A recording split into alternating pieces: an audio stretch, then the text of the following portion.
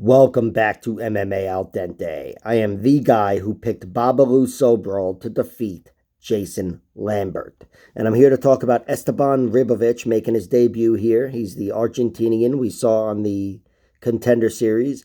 And he's fighting Luik Radzhabov, who is a PFL mainstay, or was one.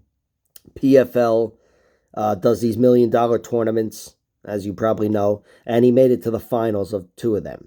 The two tournaments, two finals, never won, which really sucks because, $1 million is on the line.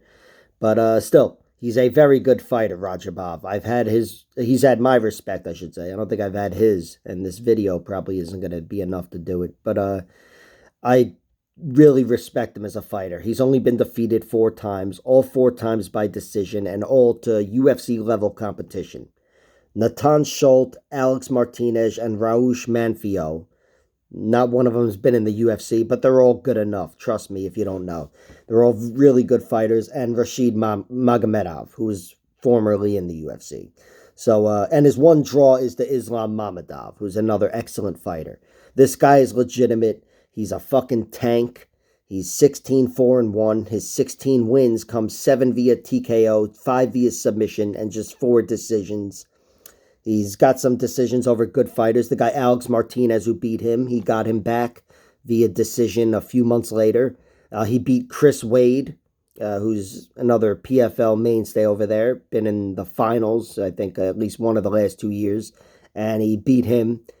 He's an excellent fighter. And, need be, he's a grinder. And I do think he's a bad matchup for Esteban Ribovics. Not that I've seen this guy lose, because Esteban is 11-0, and he's got 11 finishes, 6 TKOs, 5 submissions, and he's got some of them deep into the fight. He's definitely a very talented fighter. He's unproven, though.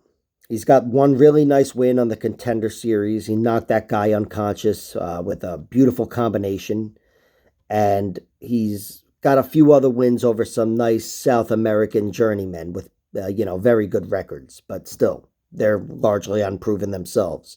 One of those fights, he knocked the guy out in 7 seconds. The other fight was a third round TKO, which was actually back and forth, especially early on. And he hung in there. He was taken down. He kept using a Kimura, which he might have clung to that too much, but he found success with it throughout the fight. Sweeping, attempting submissions, defending takedowns, and in the end, he got the third round knockout. And he's got beautiful hands, physically. I love his hands. No, but he's got fucking really nice hands and really nice hooks. He's got beautiful hooks. And I think, there's still a lot of unknowns with him. He's got some advantages. I bet he's going to be the better striker. He's the longer, taller guy. Radzhabov's a fucking little tank. And Esteban's 2 inches taller. He's only got 1 inch of reach, but he moves really well. And he definitely strikes really well, especially in the pocket there. It's just, there's so many unknowns. And with Radzhabov, he's already been proven as a very good fighter.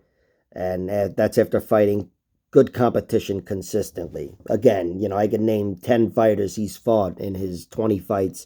And Esteban Ribovics, I had to look up every single one of his opponents.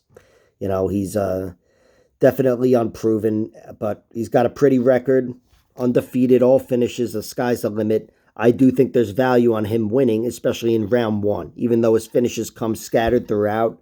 Again, he's got plenty of them deep into the fight. I think 4 in round 3, which he's only got 11 fights. So he's definitely a guy I think could get a finish late, and I trust his cardio, but against a guy like Radzhabov, I think he's got to get it done early because Radzhabov is going to be too strong and too versatile, and I think he's going to suck the life out of him once things start to go his way, once he rips him to the mat.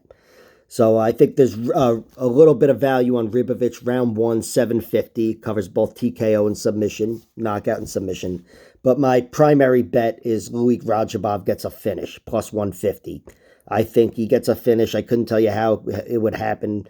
Probably on the ground, submission or ground and pound. But I think he's just going to be too much once he gets on top. I think he's going to get on top.